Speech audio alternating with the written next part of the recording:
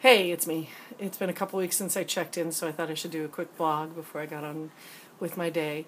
Um, I've had my second chemo treatment, which went as well as can be expected. Not too many side effects, although the nausea seemed to be much more consistent, so that's probably going to be an issue ongoing. Not a lot of bone pain this time from the Neulasta shot, thank God, because that was the worst of the last round. Because I have enough bone pain without adding any more to it. I did a photo shoot where I had henna on. It's faded almost completely off. This beautiful woman did this incredible mandala on top of my head, and Adam Southard did a beautiful photo shoot of me. I'll put a link here somewhere.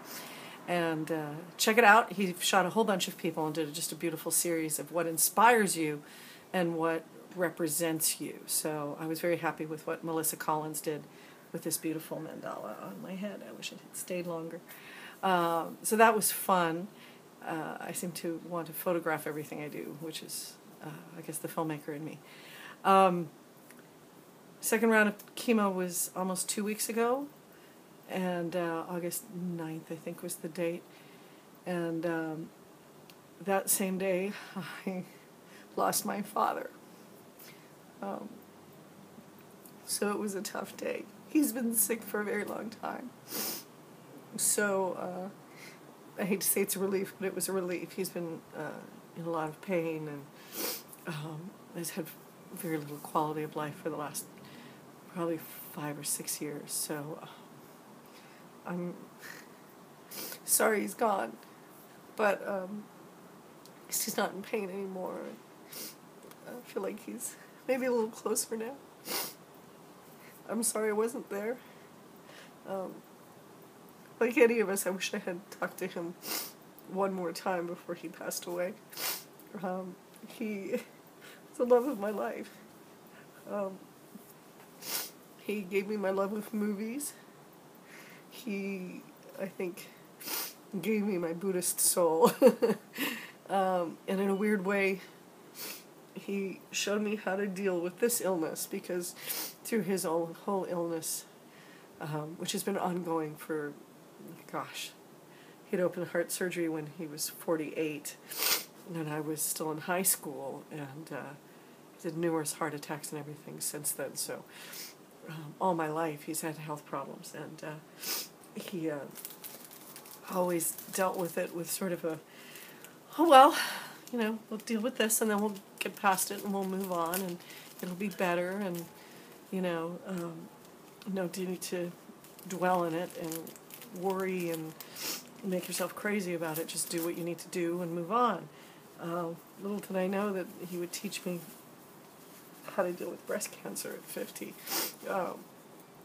But he did the whole time when I took care of him for 2 years.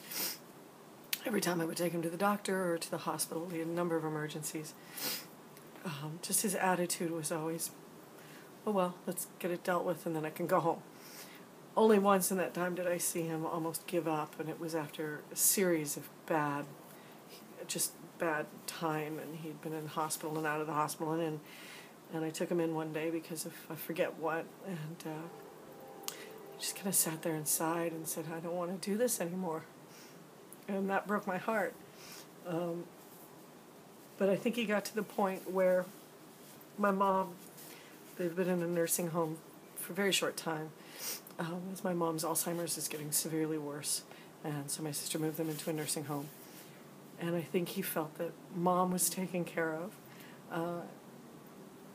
He felt that I was being taken care of because of my friends and Mark, and for him it was really important that I have a man in my life. And every time I would talk to him, he'd say, tell Mark thank you. So Mark, Dad says thanks. Anyway, still dealing with it. Probably, if you lost a parent, it's hard. My sister's dealing with taking care of him and my mom and figuring out what to do with his remains, and there'll be a service sometime in Winnipeg when they get that all sorted out. So Anyway, I miss him. It was hard to have that happen on chemo day, that I had to go straight to chemo and deal with that. So, anyway, that's been my my couple of weeks, and my emotions, which are always right on the surface, have been sort of wildly out of whack, particularly in the last, 4 or 5 days. I just realized last night how needy I felt the last few days, and just, I don't know. To be surrounded by so many wonderful people, yet still feel so alone sometimes. That's what this disease does to you, because just, I don't know. I don't know how to explain it. I'm not very coherent today. Anyway, my emotions have been a little out of control. I felt very clingy, which I hate being, and so I should apologize to Mark for the last few days, because I do feel like I was sort of on top of him and let him out of my sight, just because I felt like, I don't know what, I needed contact constantly. Even sitting here last night by myself, I just wanted to go, somebody come over and just sit beside me so I can have some contact. Which makes no sense at all, but so anyway, that's where I am. Oof. Didn't realize I was going to be so out of control. It's hard trying to maintain control of my emotions, because right now they just feel like they're off the charts, and everything makes me cry, and everything makes me crazy. So hopefully I can get that back under control in the next day or two. The next round of chemo is the end of the month. I think it's the 29th. So that'll be number 3. That'll be halfway.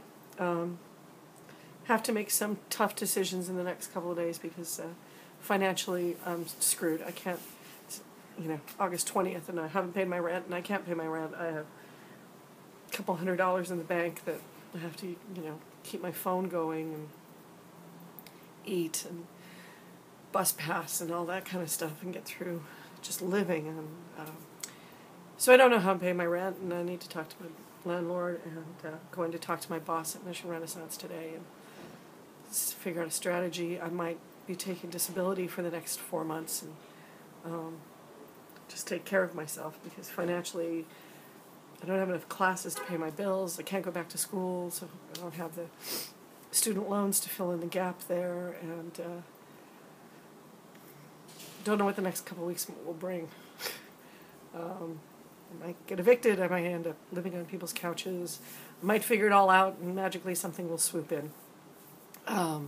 Mark helped me set up a Fiverr.com gig, which is, you can check out Fiverr.com. It's what would you do for $5. So I set up a copy editing, proofreading gig to help people improve their work. So if you need a document proofed, or you need some help copy editing, check out my gig. I'll put it in the links down there. And very conflicted today, full of emotion. Not sure what the future's going to bring in any aspect of my life right now. So, not the most optimistic post.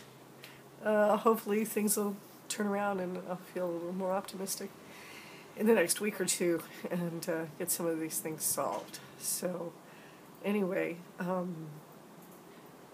that's where I am.